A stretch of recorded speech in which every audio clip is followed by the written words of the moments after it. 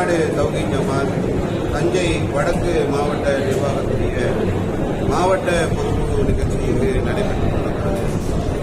ஆளும் பாசிச பாஜகவை பதவியிலிருந்து அகற்ற வேண்டும் என்று அனைத்து மக்களும் விரும்பிக் கொண்டிருக்கிறார்கள். இப்படிப்பட்ட இந்த சூழ்நிலையில் தேர்தல் ஆணையர் தன்னுடைய பதவியை ராஜினாமா செய்திருப்பது, அதை இந்திய ஜனாதிபதி அவர்கள் உடனே ஏற்றுக்கொண்டதும் மிகப்பெரிய சந்தேகத்தை எங்களுக்கு ஏற்படுத்தியிருக்கிறது. ஏற்கனவே இவிஎம் மிஷினில் இருக்கக்கூடிய கோளாறுகள் குறித்து இந்தியா முழுக்க போராட்டம் நடைபெற்றுக் கொண்டிருக்கிறது. வாக்குச்சீட்டு முறை வர வேண்டும் என்ற கோரிக்கை இந்தியாவிலே வலுவாக வைக்கப்பட்டுக் கொண்டிருக்கக்கூடிய இந்த சூழ்நிலையில் தேர்தல் ஆணையரும் தன்னுடைய பதவியை ராஜினாமா செய்திருக்கிறார் என்று சொன்னார். பாசிச பாஜக ஏதோ ஒரு சூழ்ச்சியை செய்கிறது என்ற எண்ணம் ஒட்டுமொத்த இந்தியர்களுக்கும் ஏற்பட்டிருக்கிறது. சமீபத்திலே தேர்தல் பத்திர மோசடி, இந்த மோசடியிலே பல ஆயிரக்கணக்கான கோடி ரூபாயை பாஜக ஊழலாக லஞ்சமாக பெற்றிருக்கிறது என்ற இந்த குற்றச்சாட்டு இந்த நேரத்தில் இருக்கின்ற சூழ்நிலையில் இப்படியான நடவடிக்கைகள் மிகப்பெரிய ஒரு அதிருப்தியை எங்களுக்கு ஏற்படுத்தியிருக்கிறது.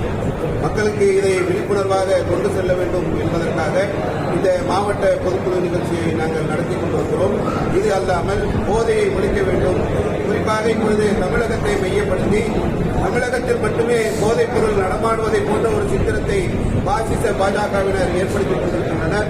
வட மாநிலங்களிலே கணக்கிலே போதைப் பொருட்களுடைய புழக்கம் அதிகமாகி இருக்கிறது.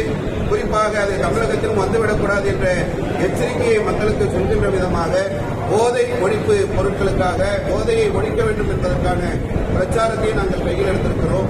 இது இல்லாமல் முஸ்லிம்களுடைய தனி இடஒதுக்கீட்டை உயர்த்தி தர வேண்டும் என்ற தீர்மானங்களையும் இந்த பொதுக்குழுவிலே நாங்கள் தமிழ்நாடு தௌஹீத் ஜமாத்தை பொறுத்தவரை தேர்தலிலே எந்த ஒரு கருத்தையும் நாங்கள் சொல்ல மாட்டோம் என்பதை எங்களுடைய நிலைப்பாடாக நாங்கள் வைத்திருக்கின்றோம். மக்கள் தெளிவாக இருக்கிறார்கள்.